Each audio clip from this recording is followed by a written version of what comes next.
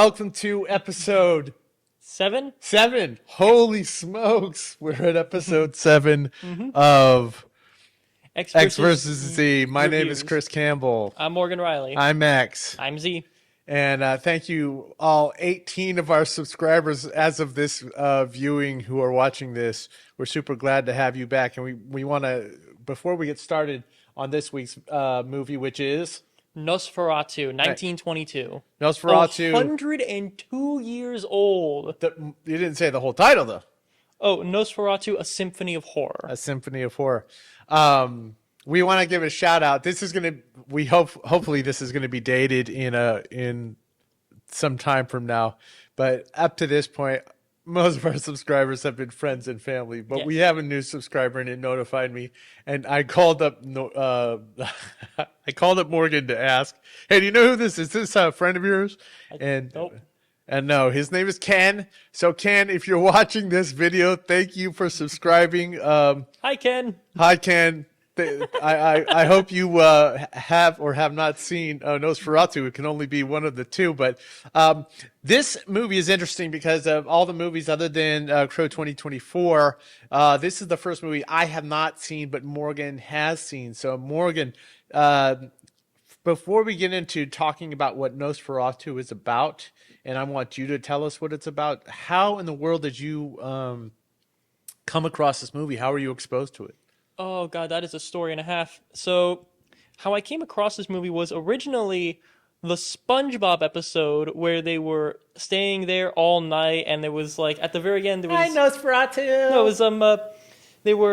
was the whole thing about, the flickering lights, the buses will run, all that stuff with the hash-slinging slasher, and at the very end it was, who was flickering the lights? And they cut over and they show Count Orloff, the vampire Nosferatu, flickering the lights, and just like, Nosferatu. And I asked my mom, what is that? And she's like, oh, that's from a movie.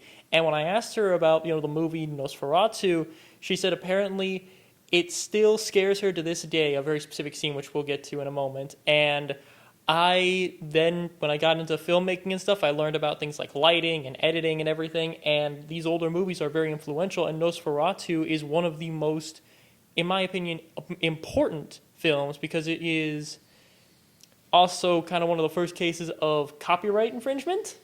It is. It's also the, to borrow a word that you like to, you threw at me. I already knew it. Yeah, it is the progenitor of all your favorite vampire film tropes. Yes, and it's maybe the first horror movie. No, there was actually, and this was not the first commitment of Dracula to film. Do you know what it was? I don't believe it. I will put it on the insert. When I'm doing my research, but it was lost.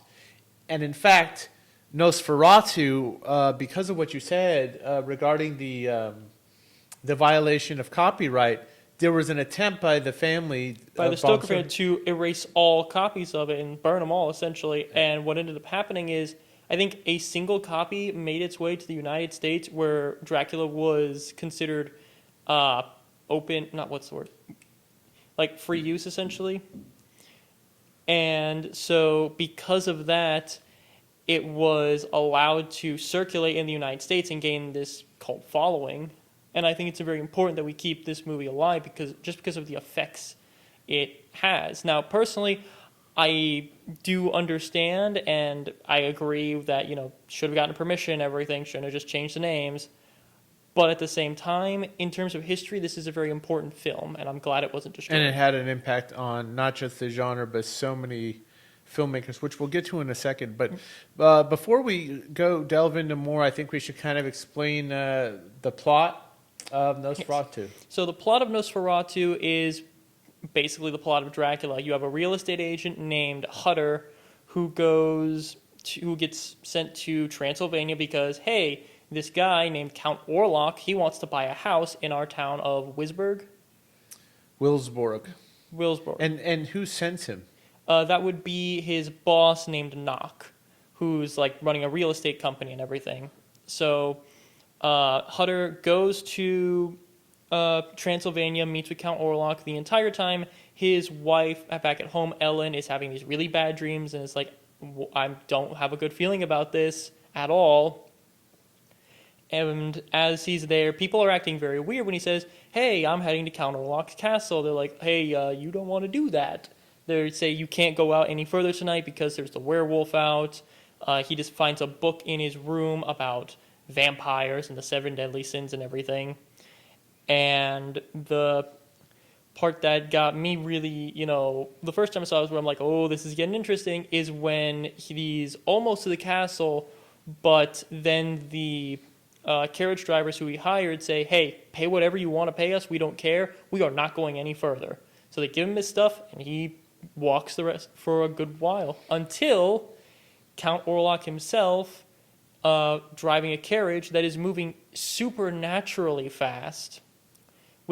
This is part of the reason why I love this movie is even though the effects are dated, because of the way they are done, they make them all the more eerie. The jitteriness of the carriage as it's moving forward with the covered horses and like this black flowy wagon that makes it look like something straight out of a graveyard. That is really fun to me, and I enjoy it. But then they also have a shot where when he gets in the carriage driven by Count Orloff, he, pokes his head out the window, and there's just wind blowing in his face to show that, yeah, it's not just, oh, we're running out of time here. This thing is moving incredibly fast. Okay, so let's put some of those shots on the back burner just for a second because we didn't say this, but it was 1922, so it's a silent film. Yes, it is a silent film. Which means the director, F.W. Murnau, had to make creative choices while to be able to utilize sound, which if you're watching this, now we talk a lot about accessibility because, we did Inception a couple of videos ago, and in that we're talking about the density of that film. Now, this is not as dense, but it's so important to talk about the historical context, but not just that, the limitations of filmmaking at the time, which is a very fertile ground for creative thinking and creative filmmaking. Yes. One thing that the actors, and I think the director did really well in this movie, was they used exaggerated expressions like you would for a stage play to really get across, here is what a person is thinking. You don't need a lot of dialogue. When someone is looking at something going, they're scared. When someone is looking at someone's like, oh, they're, yeah, well, it had to compassion, be love. it had to be expressive for effect, but also an interesting thing was, and we haven't really touched on this, Nosferatu is considered a film part of the German Expressionist movement, right? I don't know if you're familiar with that.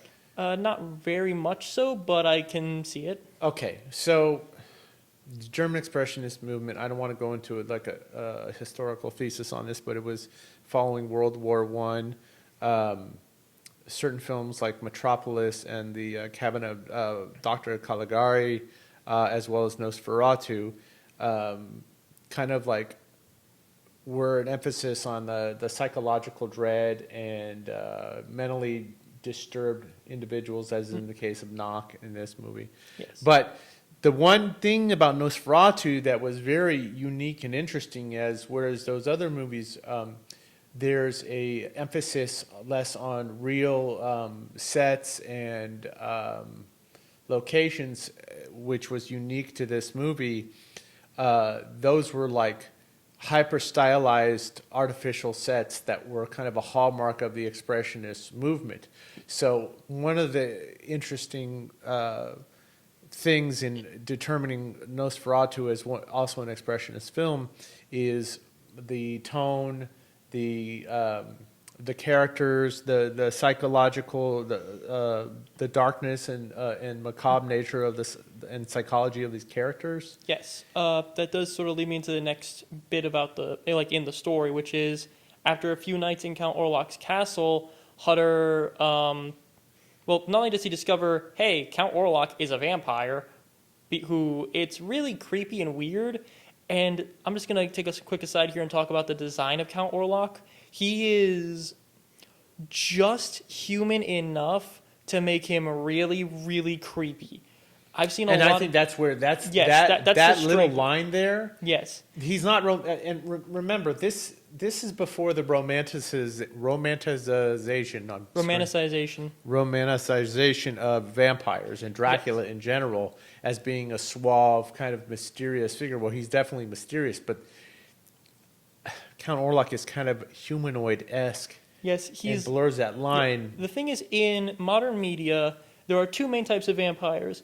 There's the there's the beautiful vampire that you are like, okay, I would absolutely give my blood to spend a night with this person because wow. And then there's, in my opinion, the more fun vampires, the giant bat monster vampires that are so cool. Like in The Witcher, you have the Ekimara. You also have. Where they're more monstrous and less Yeah, human. they're much more monstrous. Or even in the 2004 Van Helsing movie, I love the design of Dracula's like full vampire monster form. It's so cool. And I always like it when filmmakers in vampire movies make the choice to show a more monstrosity version of them, even if they start out with a human-esque version of them after they've been denied blood, Yes. which is really, really where a lot of the coolness of this movie comes in for me. I mean, even though he's like in a regular status. By the way, we're missing. We got to give credit to the actor who plays Count Orloff, whose name is Max Shreck. Was. Yeah, Okay. again, the movie's over 100 years old. It was Max Shreck. Now, I just want to throw this little tidbit of information because you're such a huge Batman fan. Yep. I picked this shirt specifically because I also told you there's a connection between Batman and this movie. Just as a Yes. quick side, do you know what it is? What? Batman Returns. Well, Tim Burton has been influenced by F.W. Murnau, but the name of Christopher Walken's character in Batman Returns is Max Shreck. Oh, I totally missed that. That's great. Yeah. I just thought that was it clicked when I was doing my research on this. And by the way, let's give credit for that performance. Yes. I mean, the screen time is not that much in this movie. He doesn't have a lot, but when he's there, it's very impactful. There are just these shots of him standing, where he's just standing there. And looking at the camera. His hands are down at his side, just completely limp, and just, it looks like he's staring into your soul. It is actually terrifying. Because here's the thing, if you see because again, two types of vampires I mentioned earlier. If you see the monster vampire, you are running. If you see the seductive vampire, you're like, okay, let me get your number. There's But also if you something see about the Count one that's just standing there. Yeah, I was going to say, if you see Count Orloff if I ever saw Count Orloff just standing in a dark alleyway or something, I'm not moving. I'm paralyzed with fear. That man is horrifying to look at. I would probably shit my pants. That brings me to another thing about it is just how important Count Orloff himself is. There are two very famous video games that deal with vampires. Well, there's one very famous series called Castlevania. Now, Which I played as a kid, believe it or not. yes. Now, in Castlevania Symphony of the Night, there is an area called Orloff's Laboratory. So I was happy about that. That made me smile when I saw it.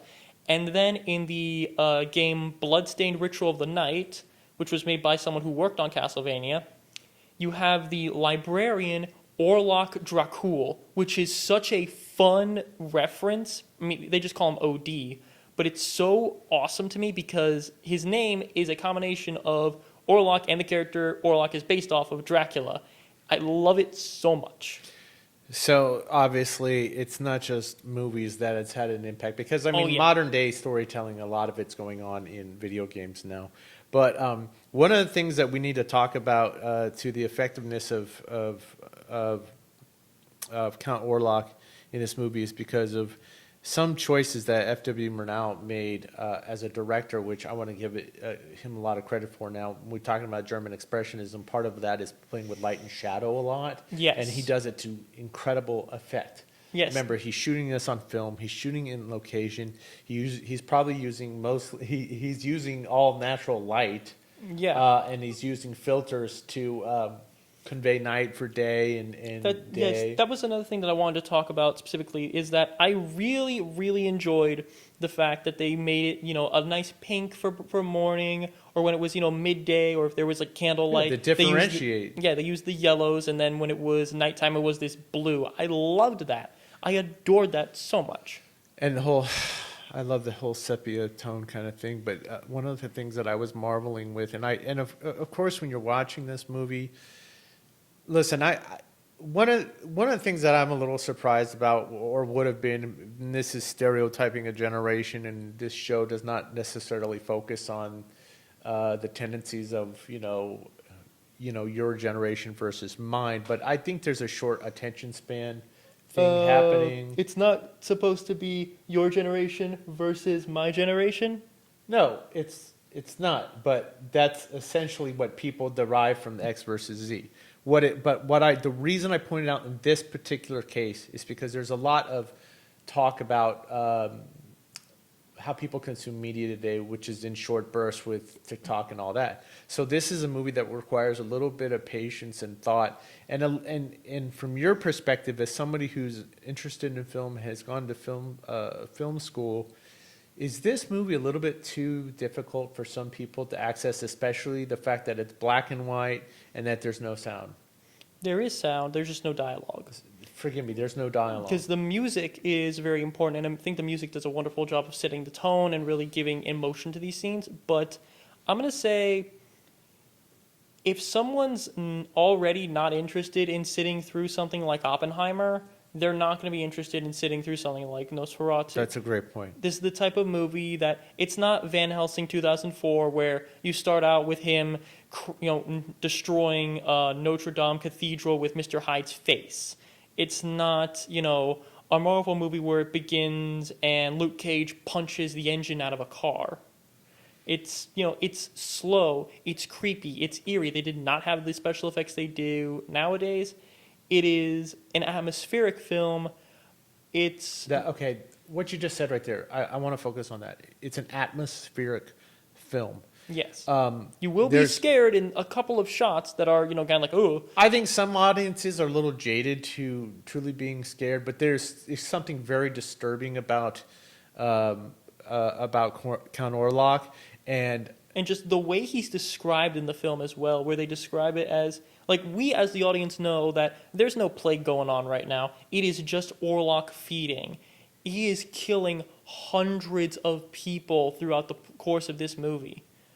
And like an entire ship and crew of people he kills, and young people all across 2 port cities dead, and even to the point where when he gets to the main town we are in, the name is still escaping me, it's Wilsborg. Yeah, Wilsborg.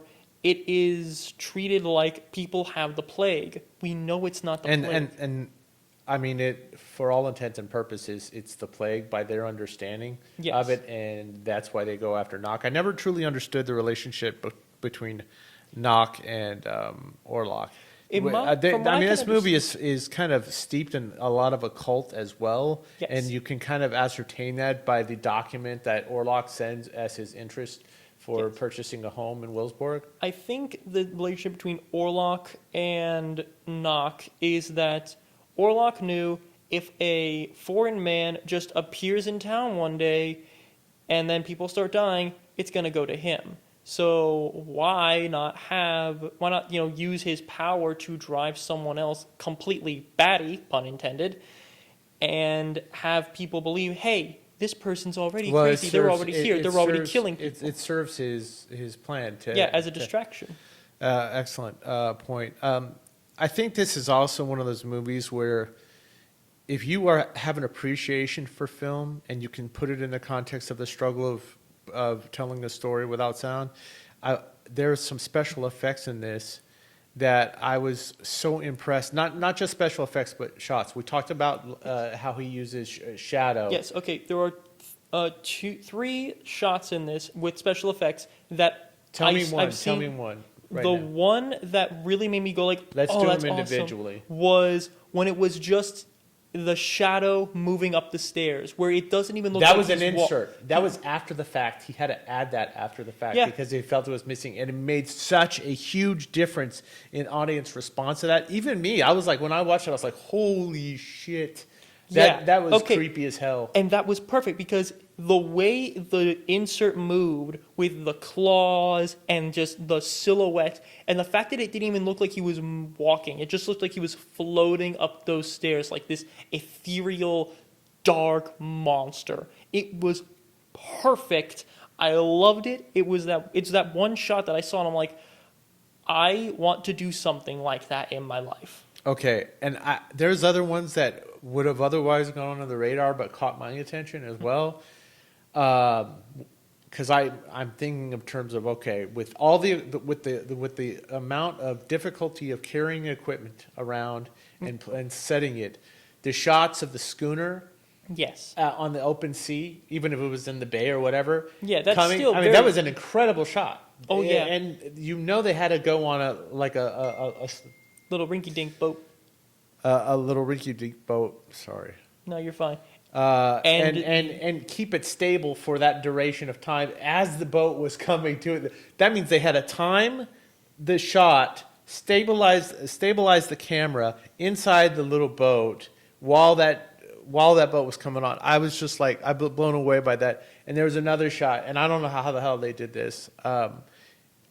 The microscope shot of the little amoeba or whatever that was. I think what they might have done is because a camera is just a video camera is a regular camera that just takes 24 frames per second or 24 photos per second, and then it's replayed and it makes video.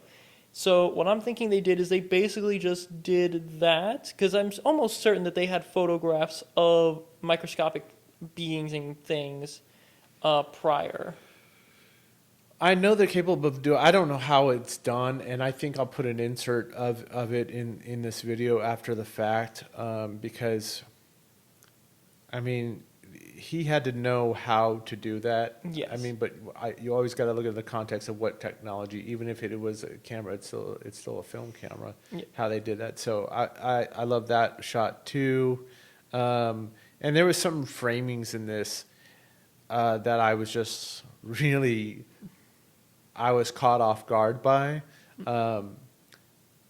It was a movie that I had never seen, and I was glad to see because even if a certain movie is not in your wheelhouse, and I've already said horror is not kind of my wheelhouse, I always know how important it is to watch the genesis of something new. Yes. And that's what Nosferatu really is it was the genesis of so many things that we just associate now with horror. Like, messing with shadows. Like, there's always bits in horror movies where it's like where you just see the shadow of something, and it's like, oh god, there's the thing, before you see the actual monster. This did that. And that reminds me of the second bit with the shadow where he's just reaching towards the door. The way it made his fingers elongate into like these claws. I mean, he already has the claws in, pretty much all the promotional material we see of it. But it's the way it makes them stretch along the wall as he's reaching towards the door. Which does before we get to that final shot, I want to bring up something. Please. Ellen is sort of like a proto-final girl, reminding me a lot of Ellen Ripley. Okay. Which is kind of a fun. She makes a sack. Well, Yeah, her name's. By the way, she played by Greta Schroeder. Let's give a quick rundown of the cast, and then we'll go right back to that. Yeah, so we had Hutter. Played by Gustav von Wagenheim. We had Ellen Hutter. Alexander Granick plays Renfield. Max Nemitz, who was the captain of the schooner. Ruth Lanzoff is Ruth. And Harding is played by George H. Schnell. Those may not mean too much to you, but I think it's important just to reference actors that are so long gone, but were participated in the groundbreaking work. And of course, Max Shreck is Count Orloff. Go back to what we were saying about Ellen Hutter. Yeah, she reads the same book that Hutter read back in Transylvania. And what happens is she realizes, okay, this guy shows up, people start dying, and he's a vampire. She just figures out that he's a vampire, and by reading this book, it said that the only way to kill a vampire in this iteration is for someone to essentially, a pure maiden, to distract the vampire by allowing him to feed on her until it's too late for him to return to his coffin before sunrise. So she actively makes the choice. She crochets a whole, I think like a blanket or a mat or something for Hutter, saying, "I love you." And then she pretends to be all ill and everything and has him go for the doctor. While he's gone, she baits Orloff to going into her home, drinking her blood, which distracts him so he doesn't realize the sun is up. So he tries to leave, but he's caught in the rays of the sun and perishes. The fact that she made that choice is a heroic choice, and like you said, I think it's overlooked the impact of the feminine, the sacrifice by a heroine in those early movies. We always give credit to somebody like, Sigourney Weaver or whomever is your preferred heroine of an action movie or something, or in a threat of danger. But I'm glad you gave credit to her. Let's talk real quick about some of the directors that have influenced by W. Murnau. FW. FW, excuse me. You have it right there. Just look. Yeah, I don't have my glasses on. No, but this movie is very suspenseful. Yes. So Alfred Hitchcock, Jean Cocteau, George Romero, Terry Gilliam, Martin Scorsese, David Lynch, Guillermo del Toro, Robert Eggers, which you can see in The Lighthouse. I mean, Guillermo del Toro, who I'm a big fan of, I can totally see his work as a reflection of the stuff he's seen. You see, now that really makes me want to see Hellboy versus Nosferatu. I think that'd be really fun. Hellboy's going to win. Well, I know he's going to win. He's Ari the hero, but Aster, come on. who I like Ari Aster. There's a certain gothic nature to a lot of those, and Tim Burton, if I didn't mention, to their works. And if you're talking about gothic horror, Nosferatu is where you need to start. Yes. Let's wrap up. What do you think? Do you have anything else to add? No, I love this movie. This is my favorite horror movie. And I think it's an essential if you're a filmmaker. Yes. It may change in time. I would like to see. There was a remake a couple of years ago, right? Yeah. And there's also Shadows of the Vampire, which is a fictionalized. Have you heard of Shadows of the Vampire? No. Let's see who directed it. Shadows of the Vampire, which stars. Man, what is the deal with? This is kind of the reason why I love what's his face. I'm having a brain fart. Pardon me on the camera. It's all good. Shadow of the Vampire, which was directed by Elias. I'm going to say it wrong. Merhigi. It was a 2000 independent period family gothic mystery film. But basically, it's the making of Nosferatu. But it's a fictionalized account of it being inspired that Murnau himself was the vampire. So it's an interesting. It's Willem Dafoe and John Malkovich. Oh. Willem Dafoe plays Max Shreck, and Willem Dafoe was Nosferatu. Count Orloff. Yes, and he's also in the new Nosferatu, but he doesn't play Count Orloff. Come on. Guess who plays Count Orloff? Bill Skarsgård. Bill Skarsgård. Called it. And you know what? I think we should watch it just because we deserve to give that guy a break, because I was pretty merciless. Yeah, we were merciless about everything with Crow 24. And to be fair, Crow 24 deserves no mercy. It doesn't. So Shadow of the Vampires, I think we should watch that. There's so many movies this is inspired by that this movie inspired, and directors that owe their careers to the influence of Murnau and German Expressionism, which as we go on with this channel and we learn from each other and watch movies, hopefully some I haven't seen, which I kind of want to start going in that direction as well, because it makes for a really interesting conversation. It also opens up the branches to seeing those movies that are inspired by the movies that we are reviewing today, like Nosferatu. Also, the thing about Nosferatu and other, German expressionism or German expressionist films is how they played with light. It didn't just inspire stuff from horror, like Everybody. Yep. Suspense. yeah, suspense, film noir, dramas. Like all of these things came from these types of movies messing with the shadows. Like how many times have you seen a detective who's looking through the curtains and you can just see the slit of a light across his eyes, Right, his face. inspired Or by through, probably or through from the some blinds or curtains that create a shadow. and Yeah. the thing is, if you remember the shot, there's a shot fairly early on in the movie where Orloff is just standing in a hallway, and the only light you can see is like on this side of his face with a couple of bits here. It's really, really terrifying. Okay, final thoughts. I love this movie. Love this movie. I like this movie a lot. I don't know if I love it.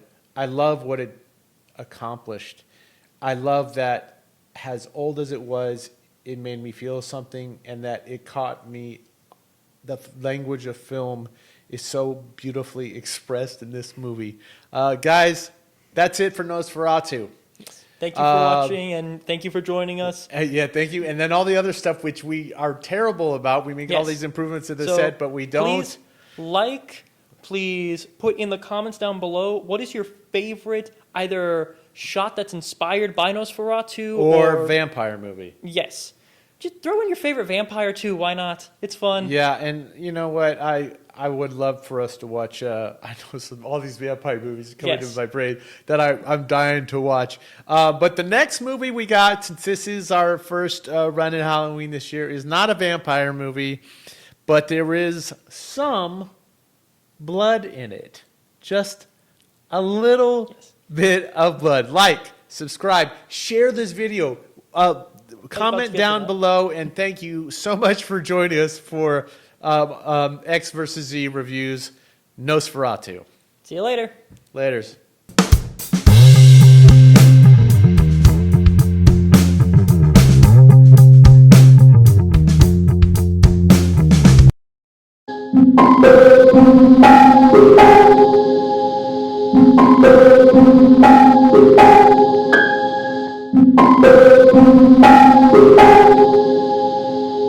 Thank you.